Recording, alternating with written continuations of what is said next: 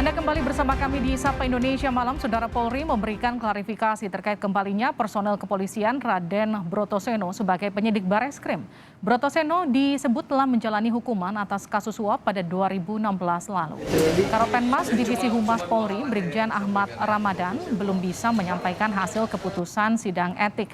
Namun, Brotoseno telah selesai menjalani hukuman dan sidang kode etik. Raden Brotoseno merupakan terpidana kasus korupsi cetak sawah di Kalimantan. Kala itu Brotoseno berpangkat AKBP dan bertugas sebagai Kanit Direktorat Tindak Pidana Korupsi Bareskrim. Jadi cuma dua hal aja yang disampaikan ya. Oke, siapa? AKBP Brotoseno telah menjalani hukuman pidana dan telah selesai. Nah, terkait hal itu kita sudah tanyakan kepada Divpropam Polri. Nanti akan disampaikan hasilnya. Sampai sekarang belum. Ya. Nanti kalau sudah disampaikan kita sampaikan. Sudah menjalani sidang kode etik, namun hasilnya kita nanti sampaikan. Ya. Tapi dipastikan memang ada pemberian sanksi di kode etik, sidang kode etik itu ya Pak? Kalau sanksi pasti ada. Tapi informasinya nanti kita sampaikan. Saudara, nama Raden Brotoseno kembali jadi perbincangan publik. Ia tidak dipecat dari jabatannya meski pernah jadi narapidana selama 2017 hingga 2020 atau selama kurang lebih 3 tahun. Pada November 2016, Brotoseno ditangkap Divisi Profesi dan Pengamanan Polri. Polri menyita uang senilai 1,9 miliar rupiah dari total yang akan diserahkan 3 miliar rupiah.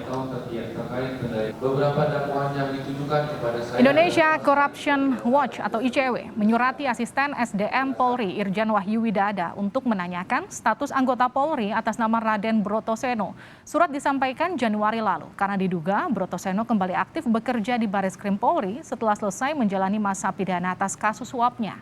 Bagaimana seharusnya Polri menyikapi hal ini? Kita akan tanyakan kepada Komisioner Kompolnas Albertus Wahyu Rudanto dan peneliti ICW Kurnia Ramadana. Selamat malam Mas Kurnia dan selamat malam Pak Albertus. Selamat malam, Assalamualaikum. Selamat malam. Saya ke Mas Kurnia dulu ya. Mas Kurnia, jadi ini gimana ceritanya tiba-tiba ICW menyurati Mabes Polri?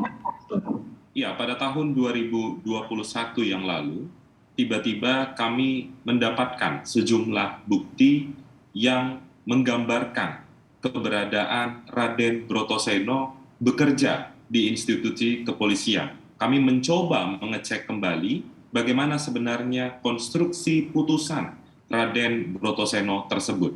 Ternyata Brotoseno divonis berkekuatan hukum tetap 5 tahun penjara karena terbukti melakukan praktik korupsi. Kemudian kami coba cek bagaimana sebenarnya aturan pemberhentian anggota Polri. Ternyata pasal 12 Peraturan Pemerintah Nomor 1 2003 menyebutkan secara spesifik menjadi syarat pertama kalau anggota kepolisian telah melakukan kejahatan dan putusannya inkrah harus diberhentikan. Sekalipun ada syarat kedua menggunakan mekanisme sidang etik. Namun pemahaman kami karena sudah melakukan praktik korupsi, sudah pasti sidang kode etiknya memberhentikan Raden Brotoseno karena itu yang kami lihat dalam konteks kejahatan lain seperti narkoba, pencurian, dan lain sebagainya yang dilakukan oleh anggota Polri. Lah ini kenapa kok kembali dipekerjakan, digaji oleh negara seorang mantan terpidana kasus korupsi? Dan ini semakin memperjelas bahwa Polri adalah lembaga yang anti terhadap pemberantasan korupsi.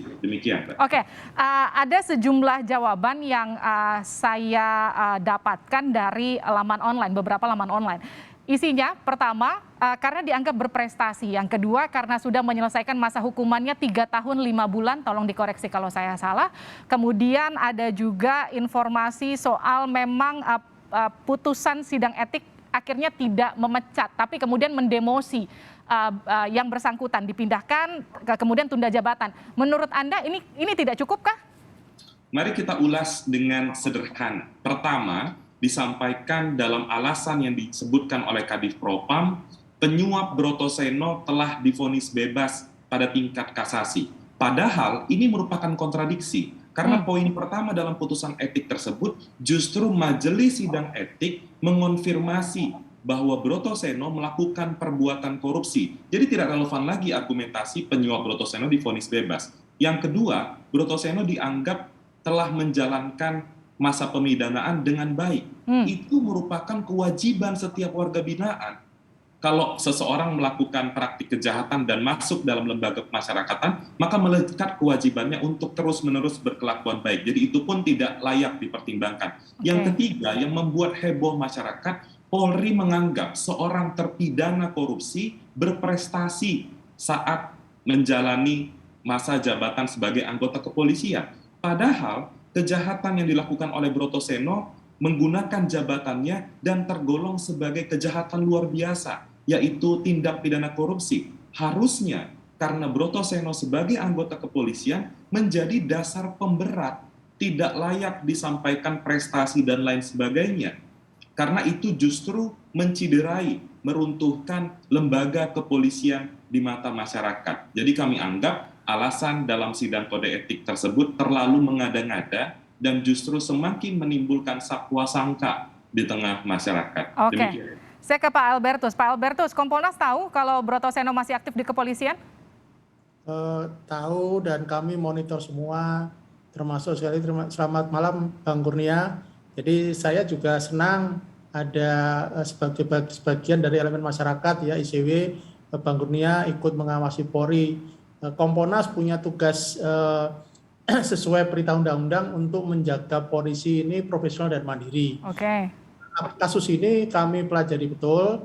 Jadi ketika saya monitor, Bang Kurnia sudah berkirim surat kalau tidak salah tahun dikoreksi Bang Kurnia Januari tahun 2022. Tetapi tadi siang Kadipropam sudah juga memberikan penjelasan juga Mas yang tadi sudah disebutkan Bang Kurnia 3 alasan itu.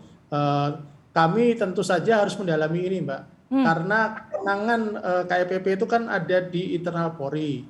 Tapi Kompolnas punya kewajiban juga mengawasi sebagai pengawas eksternal. Sehingga kami berkirim surat ke Kapolri dan ke Kadipropam untuk kami minta penjelasan lebih detail, termasuk amar putusannya, agar apa yang menjadi kecurigaan Bang Kurnia maupun publik, karena di publik saya menerima telepon banyak sekali Mbak, WA saya, termasuk dari perwakilan Polri, jadi banyak senior-seniornya yang juga menanyakan bagaimana nih sikap Kompolnas. Nah, tentu saja Kompolnas harus lebih hati-hati menjawab dengan ingin mendalami permasalahan ini dulu, Mbak. Baik, Pak Albertus, ada ini kemudian pertanyaan dari Mas Kurnia tadi. Kalau pasal 12 ya Mas Kurnia ya, poin 1 ini kemudian menyatakan ketika sudah berkekuatan hukum tetap harusnya sudah dipecat. Tapi kan kemudian ada yang poin kedua itu soal keputusan sidang etik. Tapi kan keputusan sidang etik faktanya terhadap Brotoseno ini tidak dipecat. Jadi kalau menurut Anda bagaimana kita membaca ini, duduk perkara ini gimana kita membacanya biar tidak multitafsir? Saya atau Pak Kurnia? Bapak, Pak Albertus. Jadi begini, kita lihat memang di peraturan pemerintah nomor 2003 ada pasal 12, tapi ada perkap yang bicara soal KIPP. Nah ini yang akan mau kita konfirmasi, kita dalami Mbak.